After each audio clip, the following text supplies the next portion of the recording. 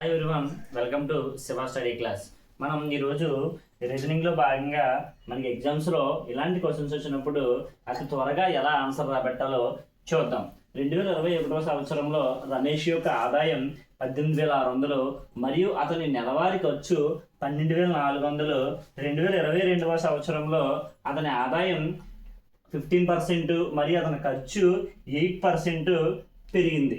అతని పొదుపులో పెరుగుదల శాతాన్ని కనుగొనమంటున్నాడు. ఇప్పుడు మనకి ఇయర్స్ ఏంటి, ఇయర్స్ ఏంటి 2021 మరియు 2022. ఇప్పుడు మనం పొదుపు, ఫస్ట్ మనం ఆదాయం అలాగే ఖర్చు, పొదుపు రాసుకున్నట్లయితే అతను 21లో అతని యొక్క ఆదాయం ఎంత, 18,600. అతని యొక్క ఖర్చు ఎంత, 12,400. అతని యొక్క పొదుపు ఎంత, పొదుపు అంటే మనకి ఆదాయం నుంచి ఖర్చు తీసేస్తే వచ్చేదాన్ని పొదుపు అంటాం. ఆదాయం మైనస్ ఖర్చు తీసేస్తే మనకి పొదుపు 6,200 రావడం జరుగుతుంది. ఒకసారి ఇక్కడ జాగ్రత్తగా గమనించినట్లయితే ఈ 2 zeros క్యాన్సిల్ చేసేస్తే 62 1 జార్, అలాగే 62 2 జార్, 62 3 జార్. ఇక్కడ మనం 3:2:1 రేషియోలో ఉంది.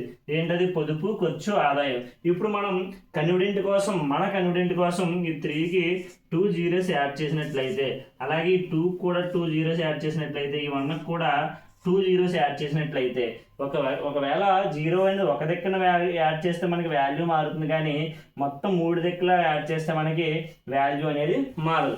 ఇప్పుడు ఈ 300లో ఖర్చు ఆదాయం ఎంత పెరిగింది, 15%. 300 15% అంటే ఎంత, 45 రూపీస్. అంటే మొత్తం 345. అతను ఖర్చు ఎంత పెరిగింది, 8%. 200లో 8% అంటే ఎంత, 16 రూపీస్. అంటే 216 రూపీస్. నెక్స్ట్ ఈ 345లోంచి 216 తీసేస్తే వచ్చేది పొదుపు. ఇప్పుడు 345లో 316 తీసేస్తే 129 రూపీస్ అతని యొక్క పొదుపు. 2021లో 100 రూపీస్, 2022లో 129 రూపీస్ అతను పొదుపు రావడం జరిగింది. ఇక్కడ ఎంత పర్సెంటేజ్ పెరిగింది, 100కి 129 అంటే 29% పెరిగినట్లు కదా.